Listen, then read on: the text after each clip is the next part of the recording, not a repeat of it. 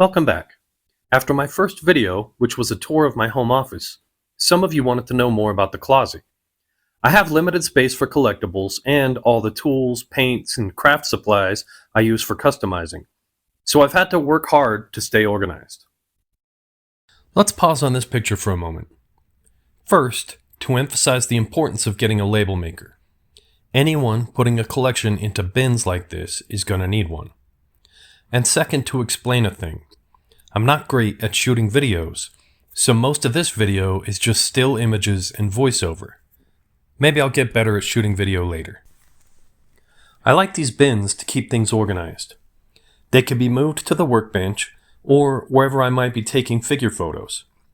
The bins are just cheap tackle boxes from Walmart, and the shelves for the bins are paper organizer shelves from Safeco that I found through Facebook Classifieds. So now let's have a look inside the bins. See? Crap video. I didn't shoot pics of every bin because it's a lot and it got boring.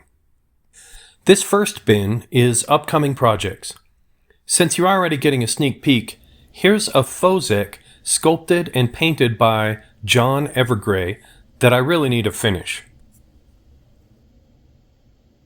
Here's another project bin. Lots of tiny 3D prints just waiting for me to make some time to paint them.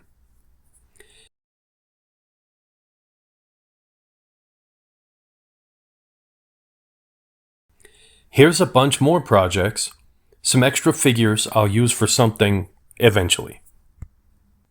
Here's a bunch more half-done projects or future projects, a bunch of Ewok or Ewok accessory projects. Here's some droid projects. Again, some half done, some not even started. I also use these bins to organize parts. This one is full of extra heads, some 3D printed heads, projects I'll get around to eventually. This next one is arms and hands. Here's a bunch of random parts waiting for a project. This one is jackets, vests, belts, pouches, and a few other things. Next up, I use the bins to organize accessories.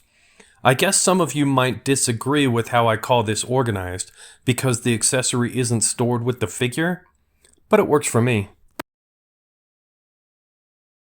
Here's a bunch of props I use for different scenes, like drinks and food that get used a lot in dioramas. And I use some of the bins for storing favorite or custom figures. This bin is canonical customs, characters that have appeared in media. Here's a bunch of droid customs, a bunch of Ewok customs. I've done more Rodians. I wonder why they're not in the bin.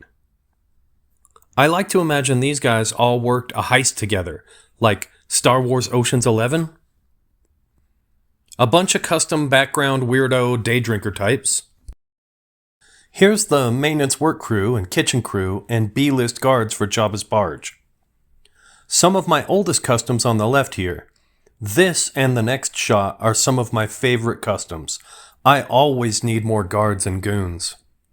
In the closet above the tackle boxes are these larger bins. These larger bins are where most of my Hasbro figures are. I have them set up as teams and themes. This one is mains and favorites. Here's a bunch more day drinkers. Seriously, that bar was packed in the middle of the day, right? Here's a bunch of Sith and Darksiders. And a bunch of Imperials. I didn't shoot all these bins either. Again, it got boring. Below the tackle boxes are these Alex drawer units from IKEA. I have some normal office things like pens and notebooks and batteries in them, and I use them to store craft tools and supplies and paints, and some accessories that don't really fit anywhere else. Okay, that's my closet tour video. I don't really know how to end it, so here's two custom figures waving goodbye.